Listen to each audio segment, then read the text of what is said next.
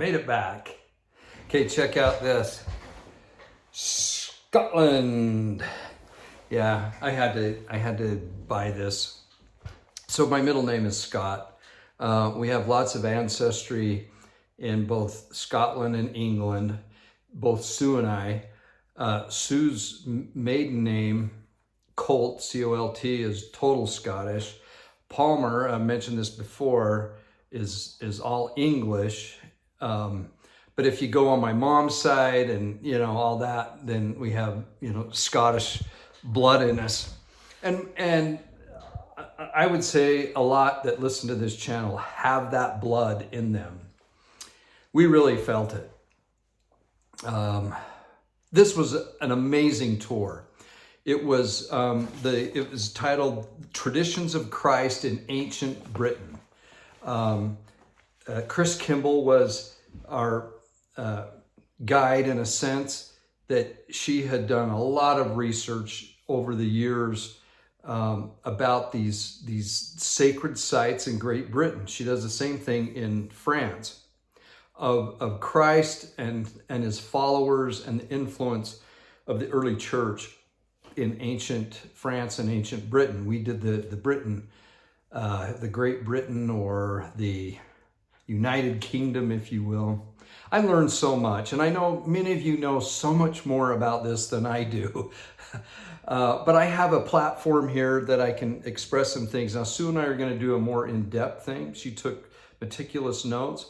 It will only be interesting, I'm sure, to a few, but it's worth it for me, because those few that find this interesting will love it.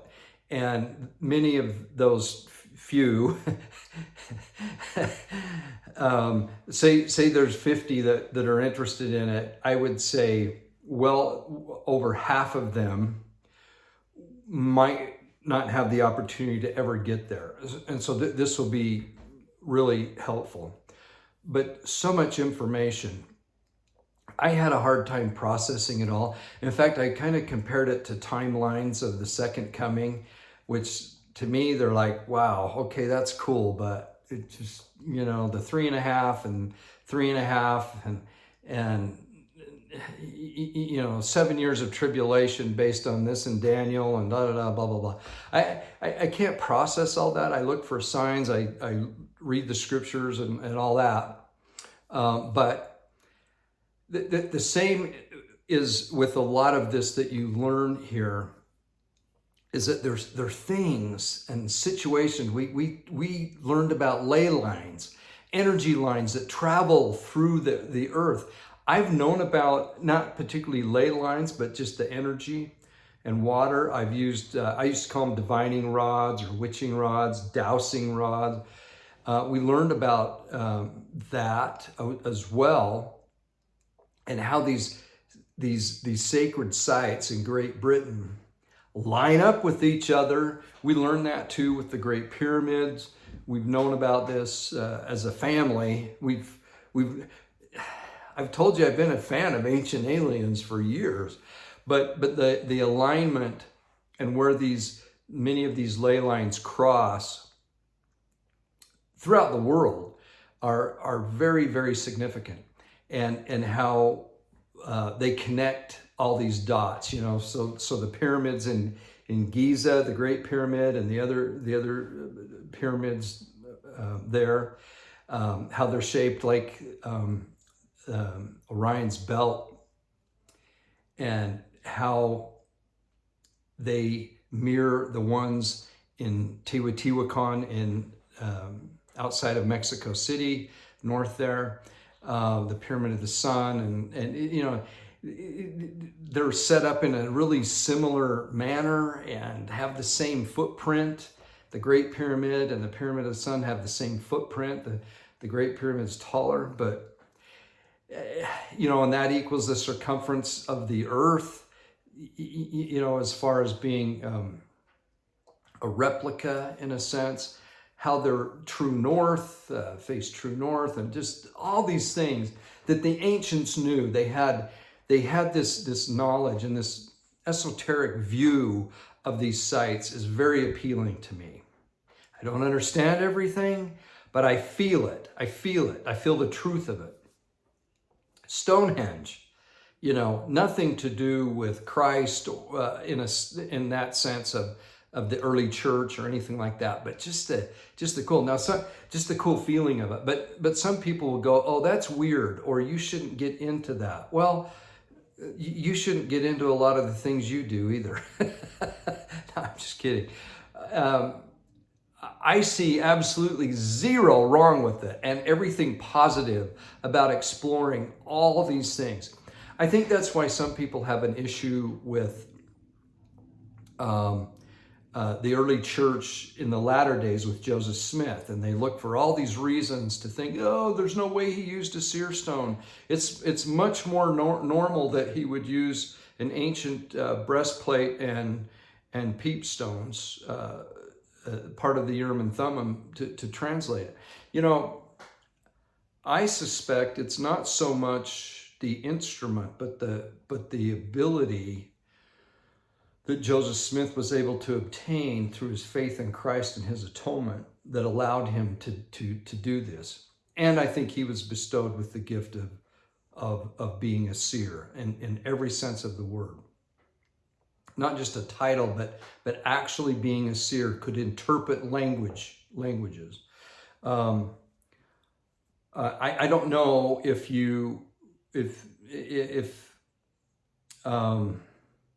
other Latter-day prophets had that gift. I know we sustain them as prophets, seers, and revelators, but that might be more of an ordination, but it's not active perhaps until it's, Christ activates that. Similar to like a bishop is always a bishop, but if you're not functioning as a bishop, you're still ordained. It's an ordination, but once you're released, it's like it's dormant, I guess might be the best way. That's how I feel like subsequent Latter-day prophets, that seership is an ordination in a sense, but it's dormant until the Lord has it, because we don't really have any evidence of interpreting languages and that type of thing. And I'm getting off.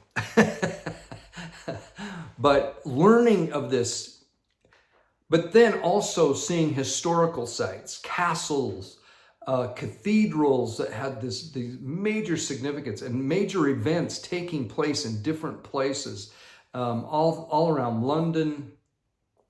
So we saw, the typical sites that you would see, but we also saw many that most tours don't. Now, the end of the trip, like I say, we'll get into way more detail. Got to see one of the original Magna Cartas in the Salisbury Cathedral, I think. I might be wrong on that. But the Magna Carta, it's the source of our Constitution, our laws. It's incredible. But the Rosslyn Chapel, Dan Brown and his series there of books, but the Da Vinci Code, that's where it ends, right? And it was filmed there, and that place was just spectacular. And the signs in there, I shouldn't say signs, but if you look for them, they're signs to you. But the carvings, the illustrations, the things in that of the chalice, they have this cross that's dimpled, and the dimpled part of the cross represents the chalice. Lots of Knights Templar stuff. And then you go into the historical part of Robert the Bruce and William Wallace. We got to go to the battlefields of those of particularly Robert the Bruce. Learn the history of that and why that was significant.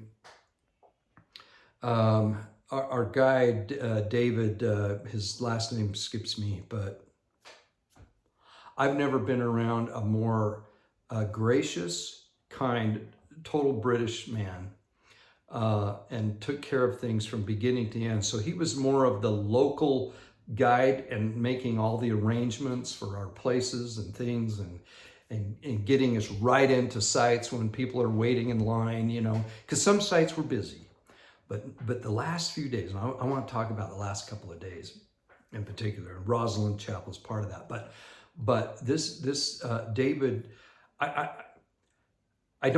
told him, I said, David, I don't know if I've ever met a person like you, in that you do not seem to have a mean bone in your body, and you don't get upset or anything. And he just said, well, it's just not in my being. It's just not in my being. And I said, well, if you ever feel the need to get mad at somebody, let me do that, because I'm good at that. And we had a good laugh. But just the kindest, sweetest guy. And then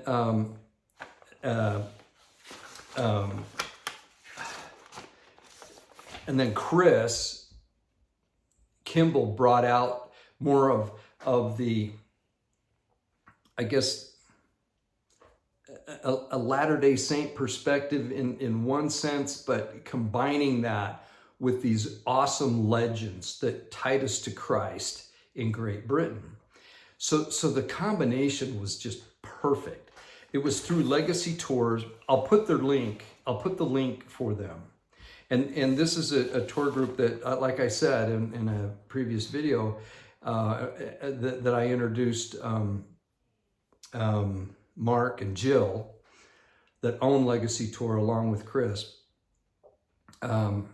It hopefully not this fall, but the following fall in 2024, we'll be able to put a tour to Israel together. So that would be pretty cool in the first week in November of 2024. Okay, so kind of keep that, but I'll get more information as we solidify that.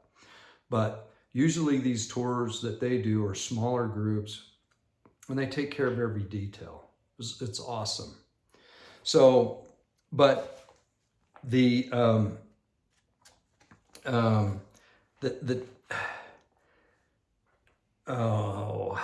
I'm trying to think of different names. We went to this, it's not that far from the Rosalind Chapel, but it's a temple church, a temple Kurt, maybe temple Kurt, but a temple church. And it just has so much, it's in ruin. We were the only ones there. It's way off the beaten path. I did see some wild game birds on the way, and I looked them up, and they're a partridge, I think a gray partridge. I was looking for pheasants and stuff.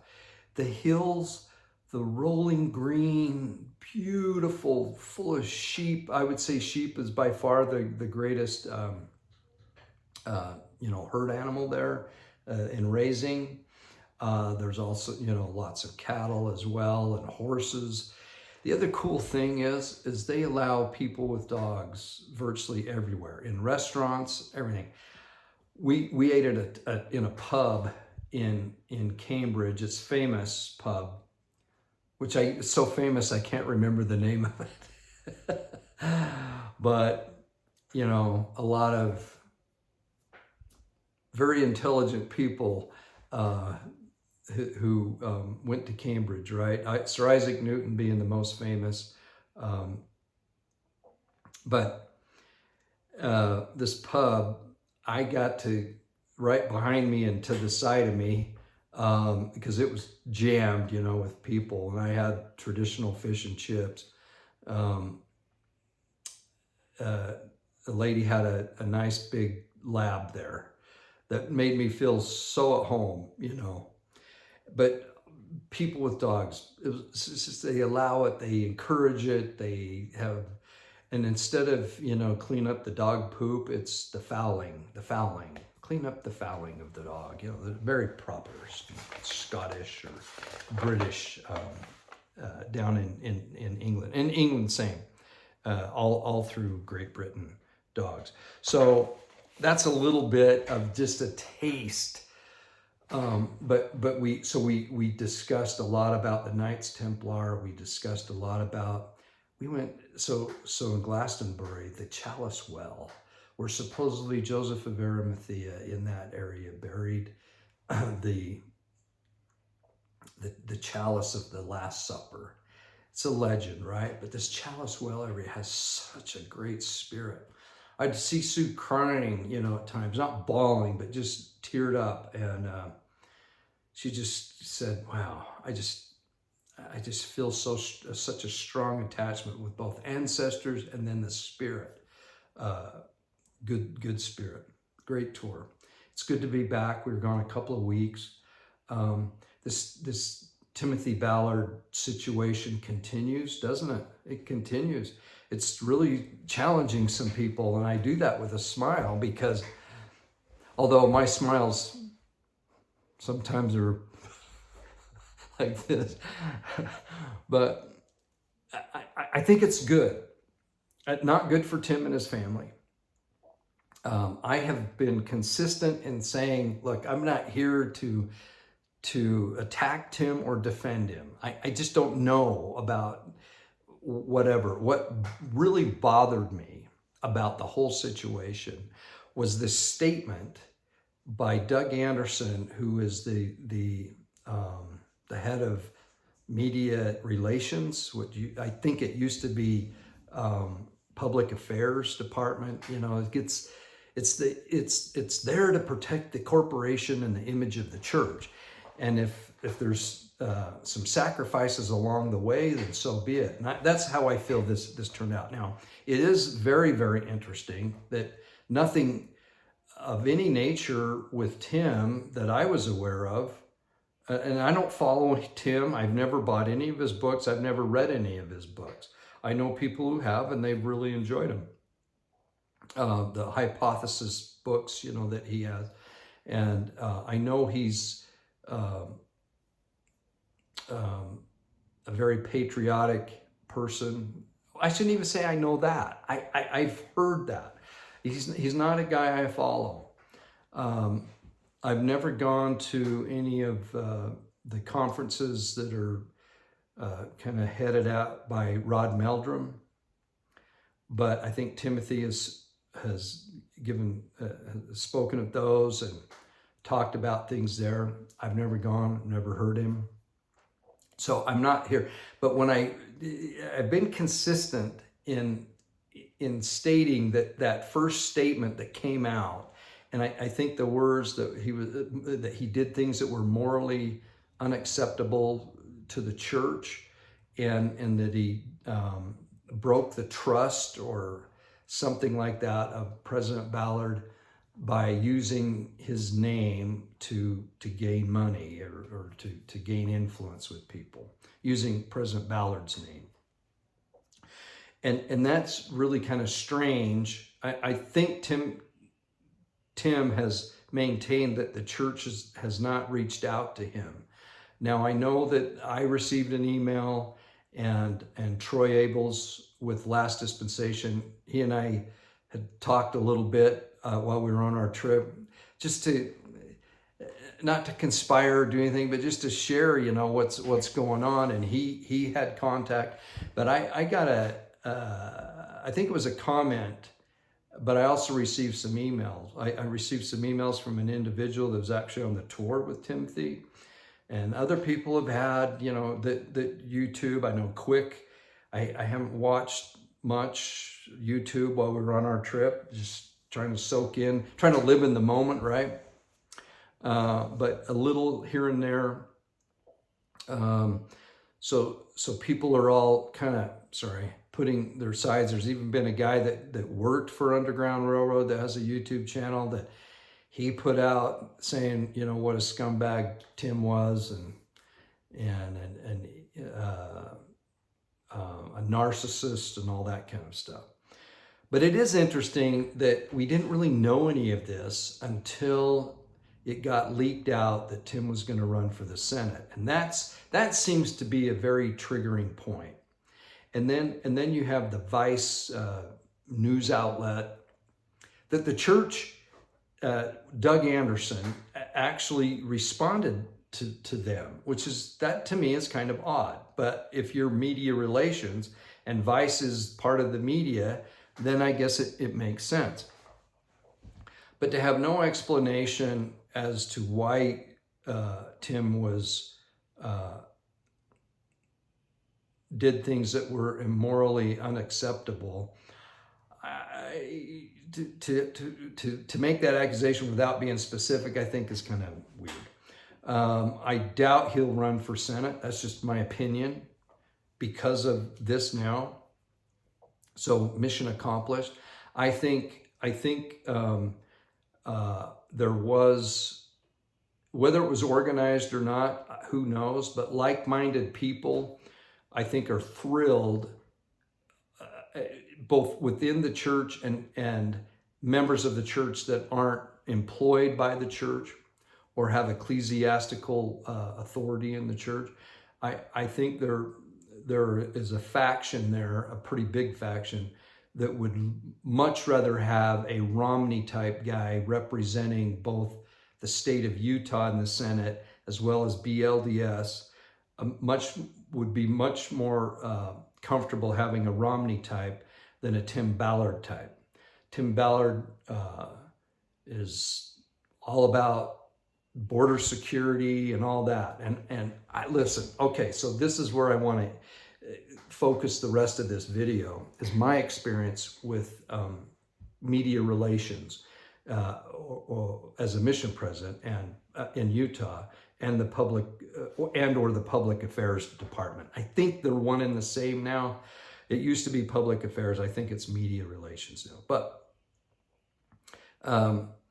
I've told this story, I think, once on this channel, but this is I could just smell that statement, and I said it right off the bat. This is from the church, you know. And I think there's still a lot of people who say there's no way the church would do this. But it's pretty clear, because the church has, the media relation department has submitted that now to KSL, so we can believe it now.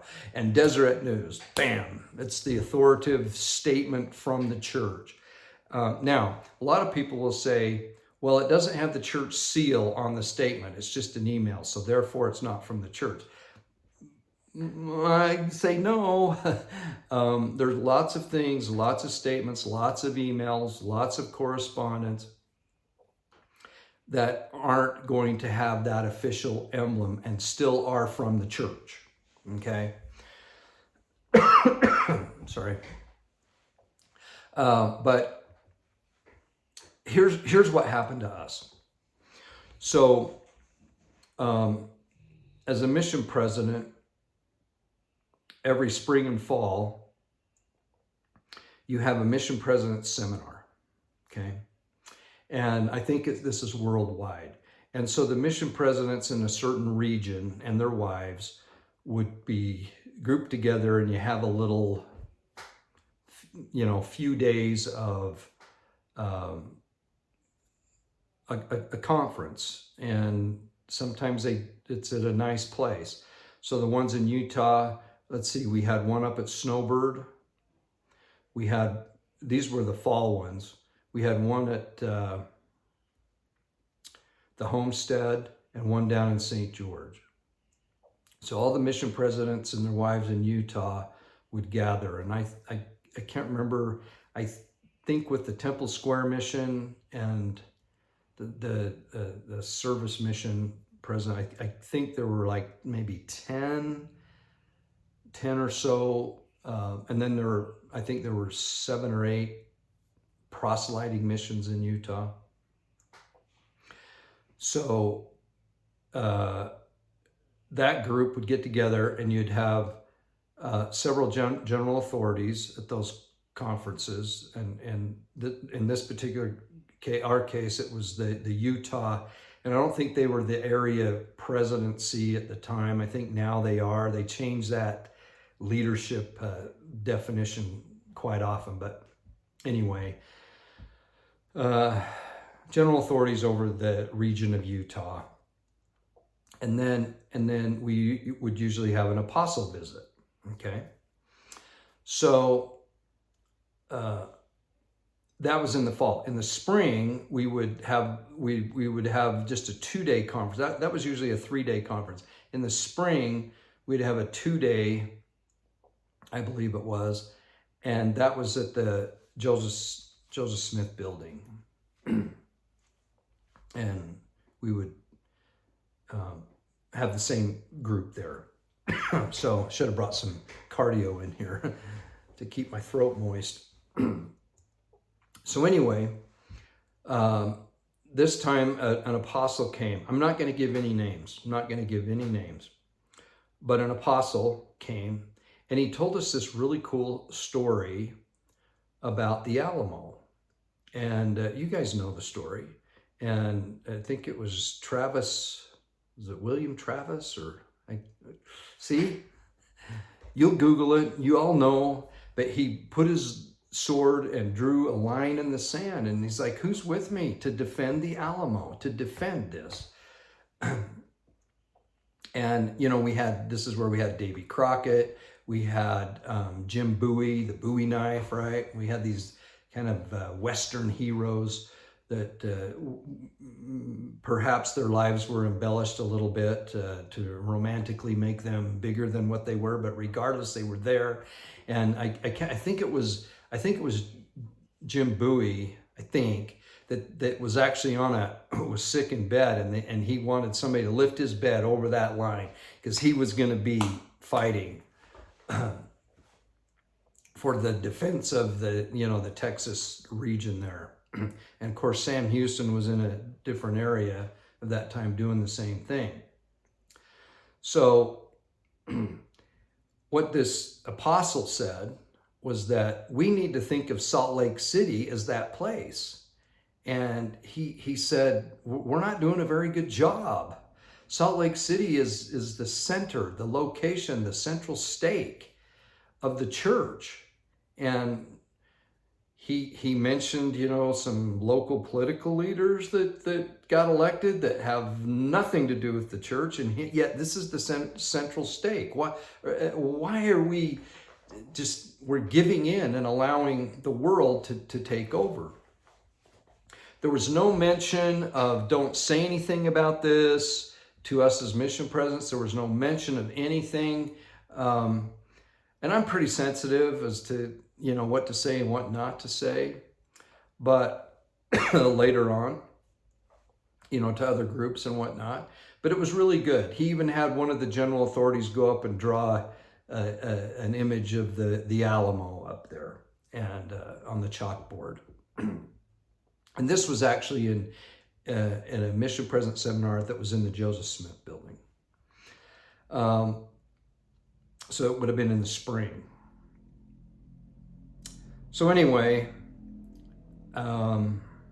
stupid me, I was inspired by that. I just went, yeah, we do need to stand up.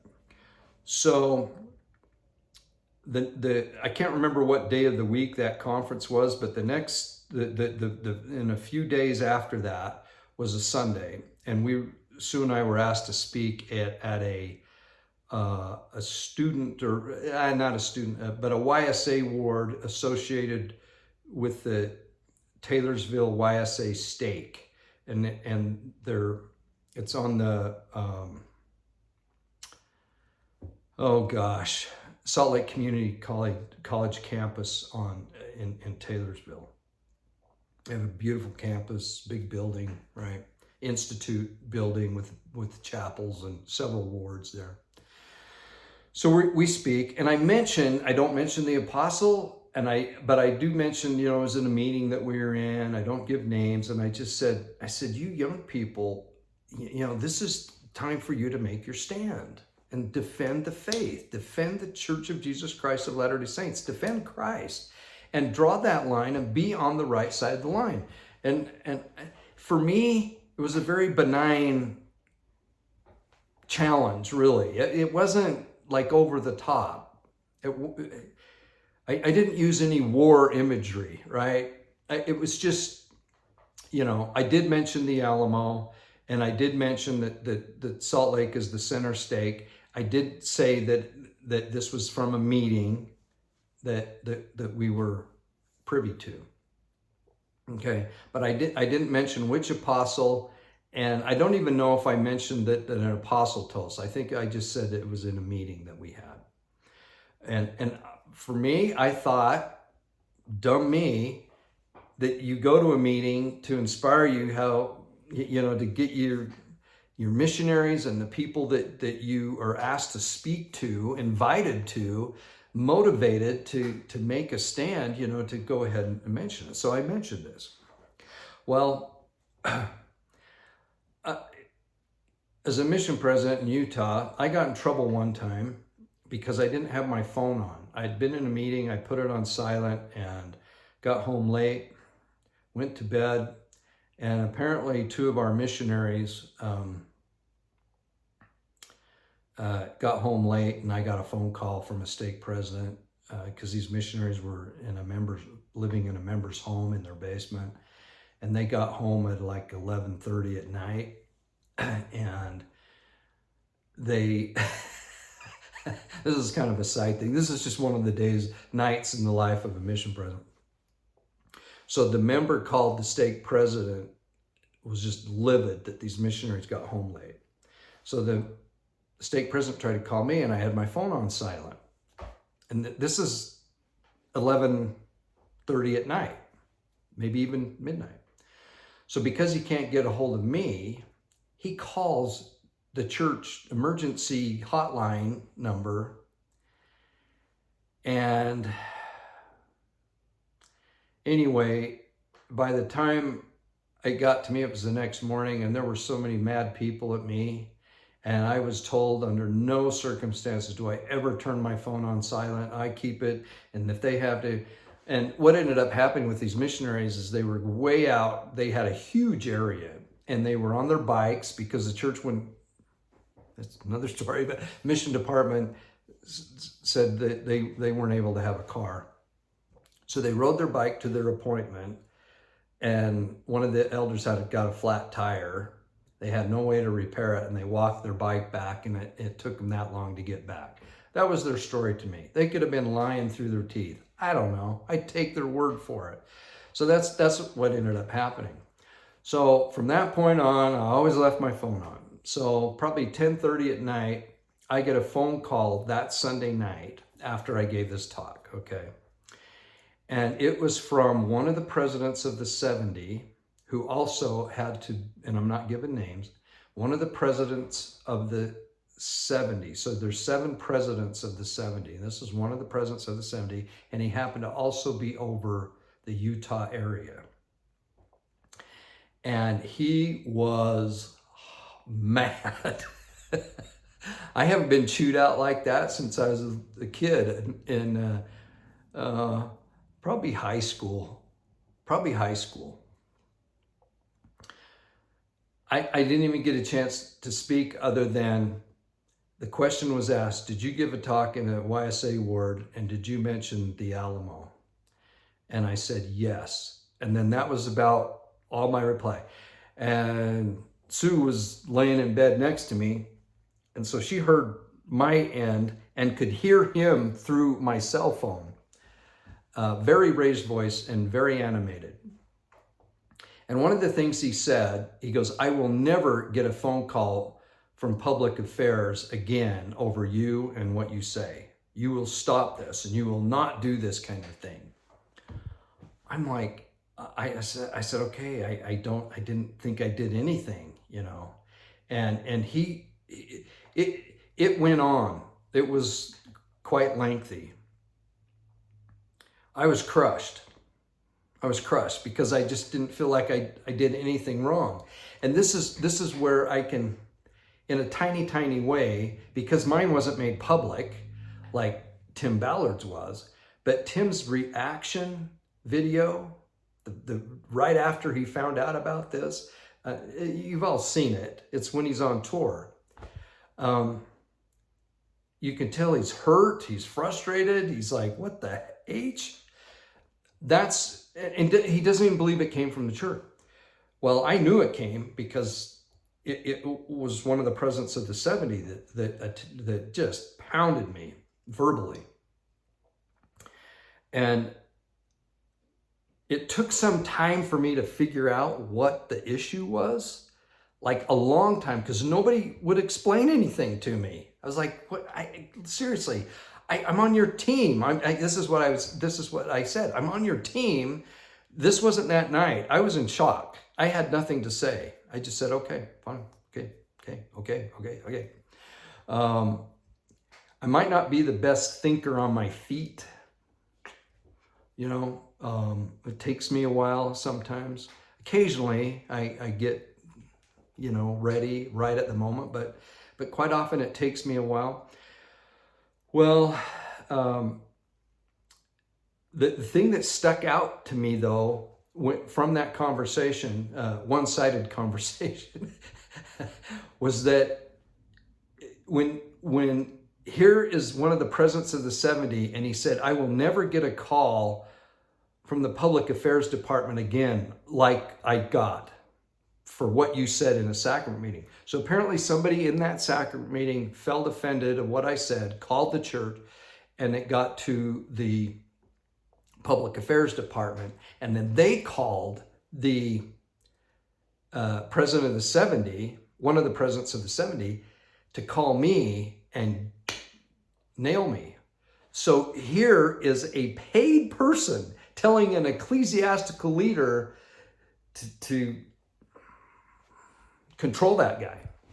So this started to educate me as to how a lot of this works and how powerful the public affairs department and Doug Anderson is on just the image, the messaging, all kinds of things that have to do with the church. And then what happens is we equate it with the gospel, we equate it with inspired words and all that kind of stuff.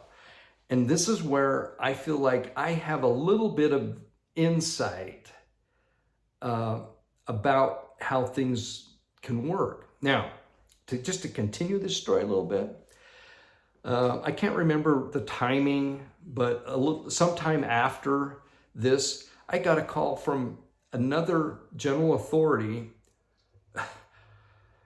who was working in the Utah area, not at Area 70, but a general authority 70 assigned to work with Utah. And he said, we're hearing that you as a mission president are vetting investigators and checking to see their status as being a citizen or not before you'll baptize them. I said, what the heck? Why would I said, I don't do anything like that. I never even get involved in that. The only time I said, you can check with any of the missionaries that we serve with, any that I've ever said that or done anything. I was so frustrated.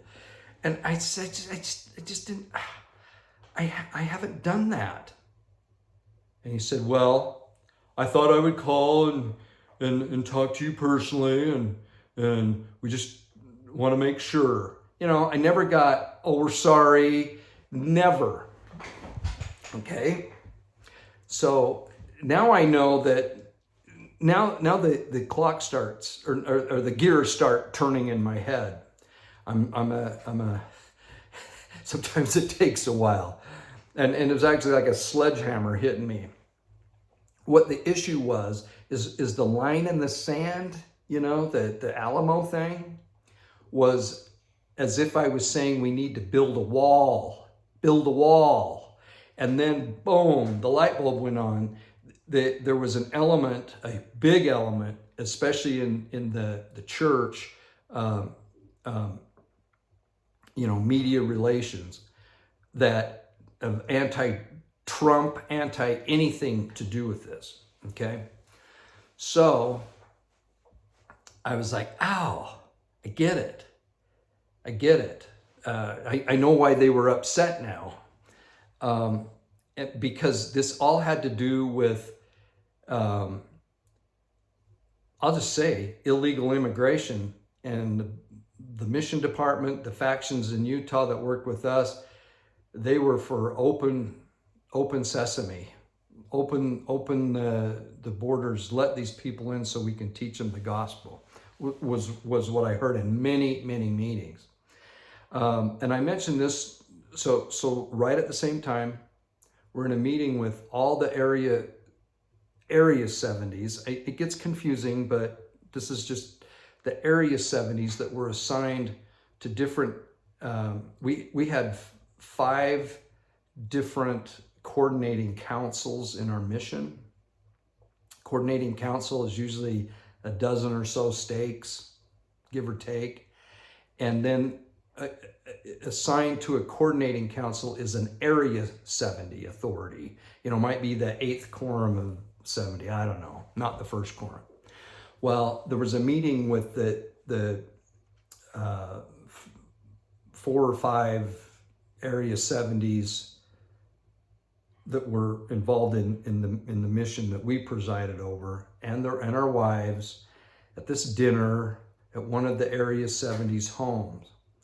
And we were talking about kind of focusing on our mission in Utah had the largest amount of Hispanic units, whether it was a ward or a branch. So this involved us more than any other mission in Utah. We had 29 Spanish units, Spanish-speaking units. So we got into discussion of why these branches or wards are struggling. And all I said was that from my observation, a lot of, and I use the word illegal, which just triggers people. They're just like, you can't say that. They're not documented. It's not that they're illegal. Well, if they're here illegally, they're illegal. If I go to Mexico without the proper paperwork and my visa and everything else, my passport, I should say, I'm there illegally, okay? Anyway, here's what I said, and Sue was with me. I'm so glad I had her with me when I said certain things, because we're both like, what? Anyway, I said a lot of the people that are in the wards and branches, they're here illegally, and so they're always looking over their shoulder, and they're taking jobs of a nature where they have to have 2 or 3 jobs just to survive. And when you're in survival mode, it's very difficult to build God's kingdom. It's just the reality of it.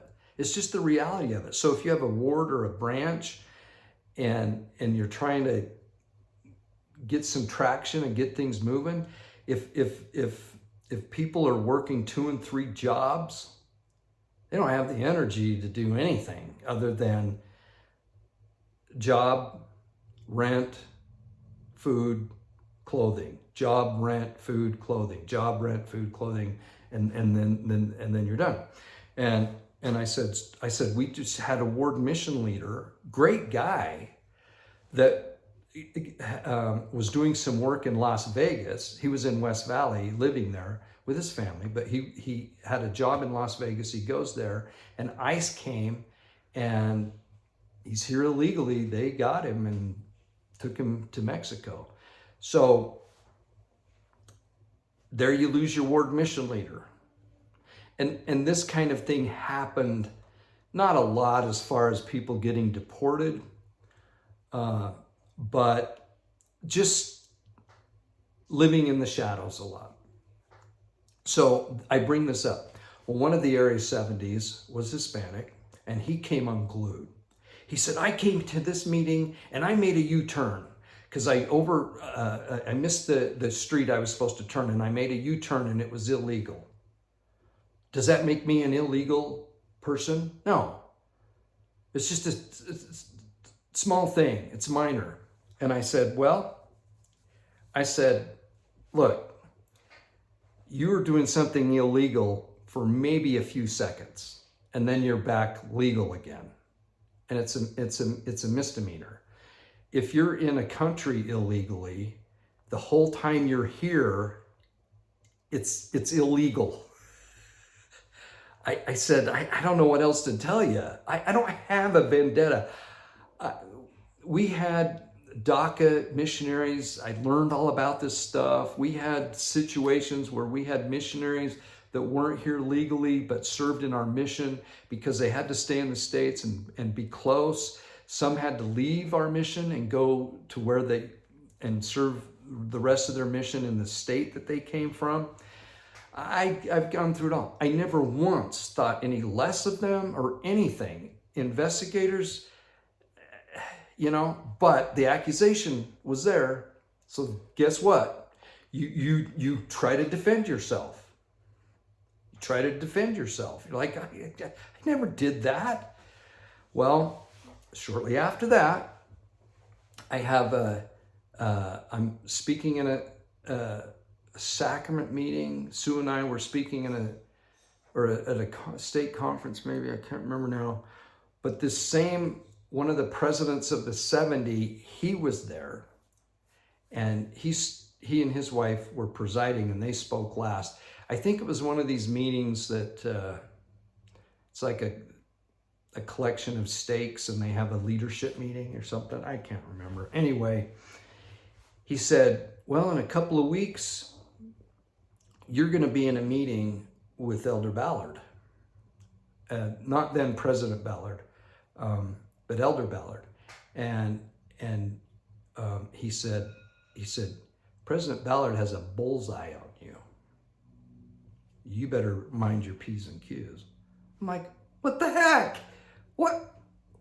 I work my guts out every day, keep myself worthy enough to receive the revelation for the mission, teaching missionaries, interviewing missionaries, ministering to missionaries, working things out with stake presidents and bishops, and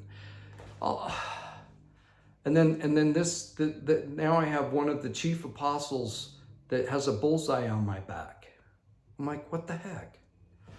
So a couple weeks goes by, and it's a big regional conference. Elder Ballard's presiding, and he's going to be at one particular stake, and there's a dinner, and then he's going to speak to our missionaries separately as part of this. So all of our missionaries get to come to this and be with Elder Ballard. It was awesome. So I'm getting ready to have a little interview with President Ballard, and I'm thinking, well, this might be it. I don't know what I've done, but I'm gonna get chewed out. Right before we're going into this meeting, and Sue was with me, so she can verify this. Here is a general authority that works with the Utah. He's the one that called and asked me if I was vetting investigators. He comes up to me and he said, don't say anything to Elder Ballard about the bullseye or anything. Just ignore that. Just talk to him. There's nothing. There's nothing there. So don't even bring it up. And dang it, I wish I said okay. And once I say okay, I don't want to go back on that. And I wish I would have said, no, I was told, and I didn't do it. One of my biggest regrets as far as the mission goes. So we just had this wonderful conversation with Elder Ballard, felt nothing but love. And later there was a dinner which Sue and I were told, you are not invited to the dinner, and you're not invited to sit on the stand with Elder Ballard at this conference. Usually we would be as the mission president for that area.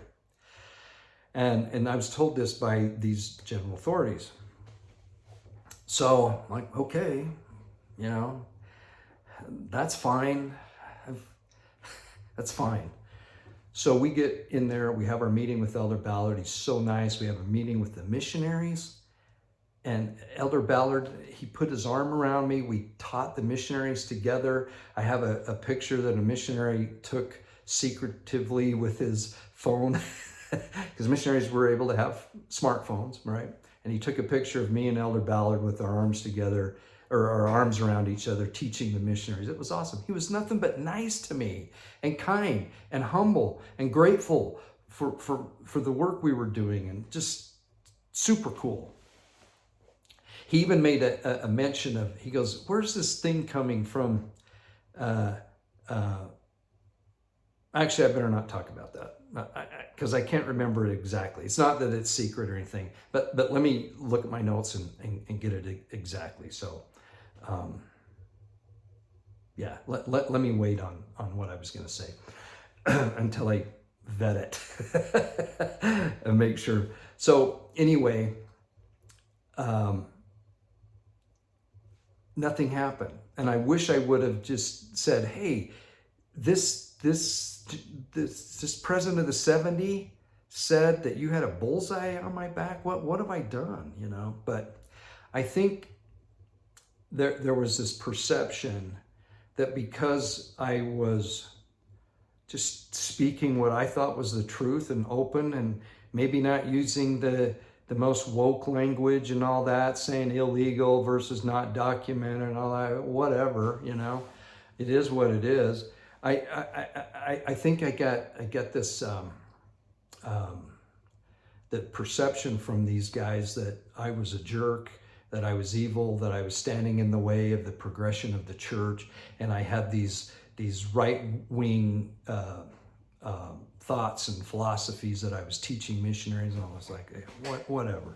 Focused on the scriptures, focused on teaching the doctrine and the gospel of Christ. That's it, you know. So, bottom line, long video, is that I recognized this with Tim. Now, that doesn't mean Tim isn't guilty of something. I have no idea. I don't know. But I do know that using the media to attack an individual, whether they're innocent or guilty, that's dangerous stuff. If it can happen to Tim, it can happen to any one of us. So that's where we go. Now, here's what I think. I know I differ with a lot of people on this. Probably Greg Madsen with Quick, and probably some others, that this was all that Doug Anderson wouldn't make this statement without having all the authority and everything given to him before that statement was made to Vice Media and then to other media outlets. And I disagree with that myself. I think Tim can do stuff on his own and has done stuff on his own. That's just my opinion. I have no evidence of that.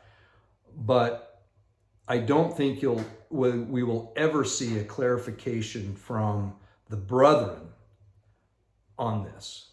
I think it is what it is.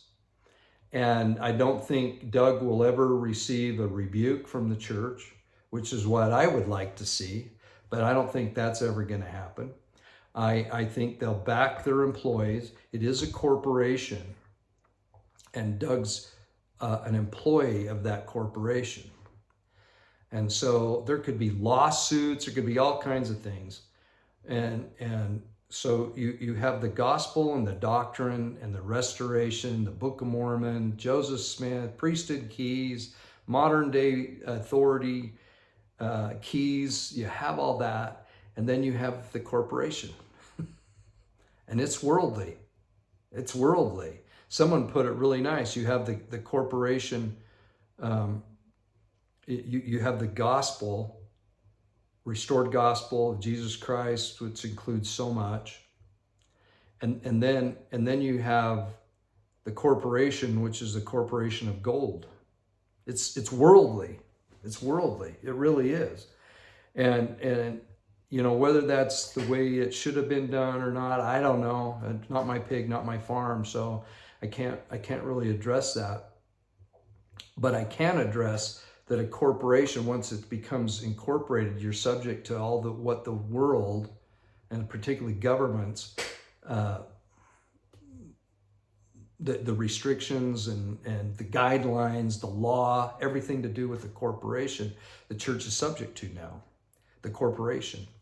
And so the president of the church is the president of the corporation. Might be worded differently now and might be set up slightly different. I don't know. It used to be that the first presidency was the president of the corporation of the Church of Jesus Christ of Latter-day Saints. So that's my take on that, and my relationship with the media department of the church. It wasn't good. It wasn't good, and it continued to be an issue throughout most of our mission. Very frustrating. Very frustrating. We felt like there wasn't one person that had our backs, that were over us, directly over us. Now, apostles, I felt, and I met most of them, I felt nothing but love, gratitude, and humility. But those that were directly over us, I felt just the opposite for the most part. And even ones that were kind of nice, they knew that they could not ever have our backs. It's just the way it was. And so having that practical experience that many, many, many people don't get to have, I can see where things would be way more confusing about this. And like I said before, there are tons of people who just can't accept the fact that that statement came from the church, a department of the church. And I just don't ever see anything changing from that. See, the thing is, as Doug has been doing this for so long, he knows he can get away with just about anything, and there's no repercussions. There's none. There's none. What can they do? Once the statement is out there representing the church, it would look worse if you tried to back that. Instead, you just kind of disappear as an ecclesiastical leader. You just don't comment on it. You just disappear.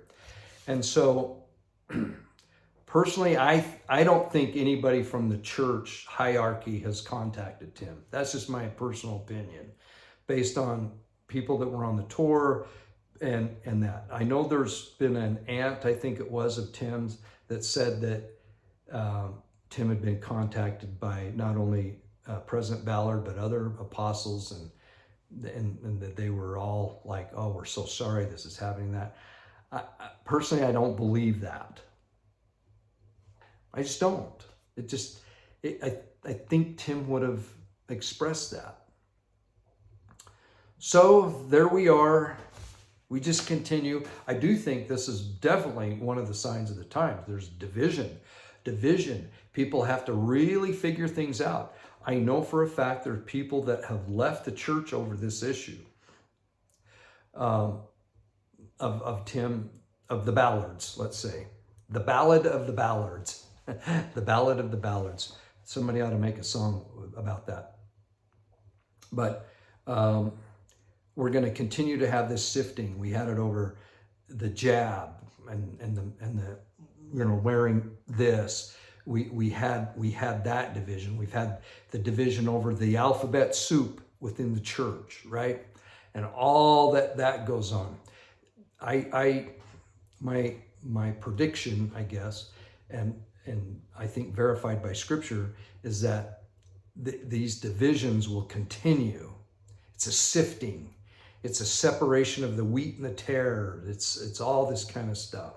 And we just have to go by the Spirit, the Holy Ghost, to guide us and go, ooh, not feeling good. Yes, feeling better. Or this is better. Down here is not good. We really have to go with that versus um, um, citing what this media, this said from the church, or this article, or this or that, and blah, blah, blah, blah, blah. Because we will just be tossed. I've seen it. I've seen people's opinions just get flip-flopped based on what current video they watched. So anyway, exciting times. We will come back with another video talking really specific about our trip and the things we learned. But I need Sue here because she, I know that she was more in tune with the feeling of the area, and by more in tune, more sensitive. I felt it, but she really felt it, and she took very meticulous notes. And so we will talk about that, and hopefully it'll be interesting to some that may not ever be able to get to Great Britain. There's just so much there. God bless. Love you all. Talk to you soon. Bye.